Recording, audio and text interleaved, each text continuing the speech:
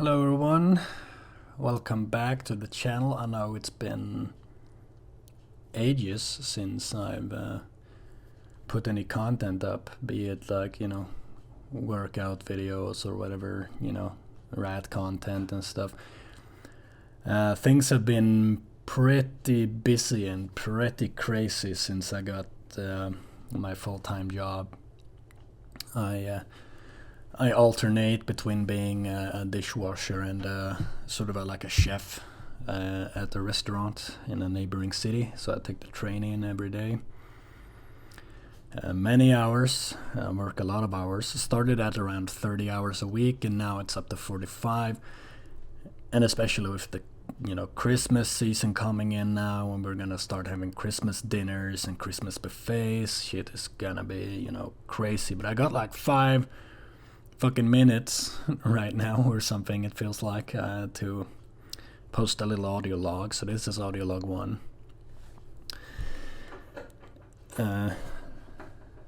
There's gonna be noises in the back. The rats are on their business as usual, singing the songs of their people, deciding to fucking nibbling on the wood.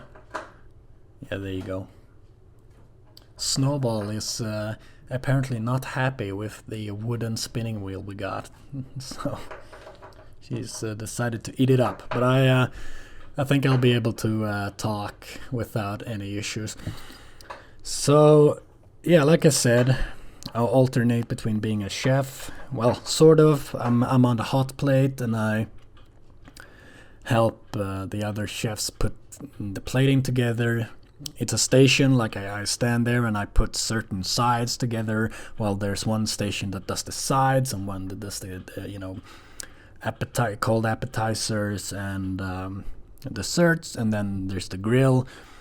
And it's very fun, It's very long hours usually when I'm in the dishes, but back there I can pop one of my earbuds in and listen to podcasts and stuff. Can't do that when I'm on the hot plate though. But it's a different kind of energy up there. You got lots of stuff going on, tickets coming in, putting everything together, always communicating. So even though usually I'm only like in that position for like 6 hours at a time, time still flies by, and it's it's a different kind of energy. It's more heavy being in the in the dishwashing, because you gotta get everything in, gotta get the silverware pulled through, and it's a lot of moving and a lot of lifting. But I'm able to keep a good tempo in there. And like I said, I got the podcasts I can listen to, so I can just keep on going. But there's lots of long hours on Mondays and Fridays. I work like 12-13 hour shifts, so I work from 11 to 12. And then all the other days are evenings. But good thing is the way my schedule looks, I get a lot of hours, I get a lot of money. Half of my hours are considered overtime, because on the long days, Monday, Friday, after a certain amount of hours, it becomes overtime hours automatically. Plus I'm on the evenings there, so working the evening hours are considered overtime hours over here, at least. I don't know how it works everywhere else. I got my first proper paycheck today, actually, from working in September. So we usually here, the system is you work 1 hour, 1 month, and then the month after you get the payment for the previous month. But once you worked 1 or 2, 3 months, it kind of it just keeps going, and it becomes like it's pretty nice. Here we've got the tipping system as well, so all the tips, of course, they're gonna start drilling and shit when I'm fucking. You hear that? It's been maintenance work for months here in the building, so I'm fucking tired of it by now. But yeah, so we got the tipping system here, is where like all the tips that comes in is pooled, and then it's split between all workers, all the servers and the dishwasher and all the bus boys and chefs all get their cut. So due to that, I got 21,000 in my paycheck today. So I've been, paying off some stuff. Ordered myself a guitar. I'll get back to that later. Because it's kind of related to a thing I'm gonna talk about right now. It's the stress. I'm not actually getting stressed from my work. The only thing stressful even related to my job is the fucking public transit system, the trains and buses and shit. Being crap. They're very rarely on time. It's always fucking something. And a lot of the times on weekends they're doing track work and stuff, so you have to take buses or new trains, or you have to hop off everywhere and get on new trains. And it turns my 45-minute train ride to work into 1 or 2 hours sometimes, and I'm home at fucking 2 a.m. and I have to trying to match all of that up with my gymming. I'm still doing 5 days 4 or 5 days gymming a week. Still want to keep that up, but I gotta have to match it with how I sleep and the days I work, and with working late evening to fucking 5 p.m. to midnight on a fucking Thursday, and then on Friday I have to be at work again at 11 p.m. and getting my 8 hours of sleep in. Friday is one of those days where I just have to fucking skip it and then do it again on Saturday instead. And I want to have my Sunday off, kind of free, LARPing, like the Lord's Day, where you don't work and you rest. So I wanna do that, so still keep that. But Monday, Tuesday, Wednesday, Thursday, I usually do it, and then Saturday as well. Today I skipped because I had so much, with grocery shopping and buying food for the rats and stuff. I had to do that. But the most stressful thing right now is this is the rat content part of this audio log. Some rats of mine have died. Findus died. Queek died. So I had to bury them. Olympia died as well. She didn't give birth to her babies before she died. There were complications, and I came home from work one evening and she was dead, cold in one of the corners. I guess she had died in her sleep. I can only hope. No idea what happened there, but she didn't give birth before she passed. So sad about that. So I got 2 new rat girls, and I don't know if one of them is named Oreo and one is named Goldie. And I don't know if Oreo was already pregnant when I got her from the pet store, or if one of my rat boys managed to somehow get out of the cage and into the girl's cage and impregnate her and then get back in the boy's cage. But she ended up pregnant, and 2 weeks ago she gave birth to 14 little hairless sausages. Some of the cutest things I've ever seen. So I kept her and the baby separate in a cardboard box with bedding and stuff, and everything was fine. The first couple of days, one day I came home from work and I noticed that 4 of the babies were missing, but I figured that she must have ate them because they either died or was sick. Rat childhood and rat pregnancies are pretty brutal, looking at it through the nature perspective. The mothers eat the babies sometimes when they're sick or whatever.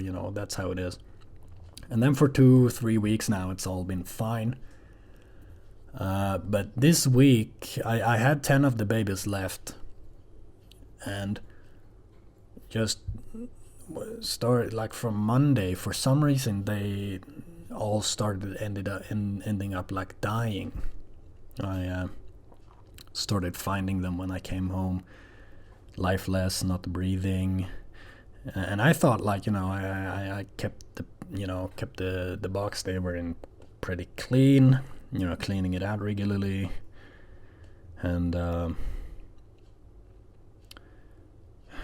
this is kind of hard. This is the most stressful thing out of everything I've been through.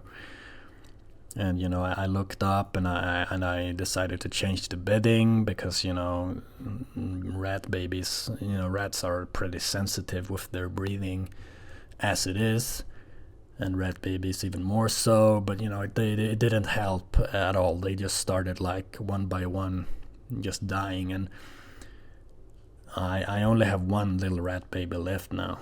There's only one black furred little thing, him or her, and the mom. And I should have expected that the first rat babies I had might not be perfect, but I expected that some of them might die or be eaten or whatever. But it's been stressing me out and getting me like really fucking depressed each time I find like one of these little babies like lifeless and dead and have to dispose of them. It's like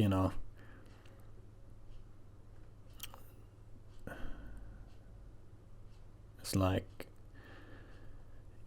it's like a dark black hole in my soul for each little one. And I know I've done all I could, but it still feels like I did something wrong, or that I'm to blame for it, or that that it's my fault that I failed. And it's I'm not feeling good. I'm still gonna push through with not giving up on like life. I'm still gonna do my gymming and work. I'm not gonna I can't let this affect what I gotta do to keep myself afloat, because if I stop moving forward, bad things happen. But I'm just feeling empty inside, kind of dead inside. Like there's this anger and emptiness inside me, like frustration of having these little fucking babies, rat babies. I've always wanted to have rat babies and never felt that I was like financially in a position to be able to take care of this many rats when they grow up. But having them all die and just having one little one left, it's hard. It's fucking hard. So I'm having all of these emotions inside of me, and I figured I would. I've actually ordered an electric guitar. Download a guitar recording program that I used back in the day when I was a teenager and made music and stuff. So I'm going to pick that back up. Get some of these emotions out that I have, both through my working out physically and putting it to music. I used to be pretty good at like making aggressive and emotional, quote unquote, guitar tracks back in the day. I suck at fucking writing song like texts and lyrics and singing, but I think at least I can get like I could make some cool guitar tracks. So that's something you're gonna be seeing soon. I guess in a month or so. It's gonna take a week or two for the guitar to get here from Germany. But yeah, that's what I've got going on.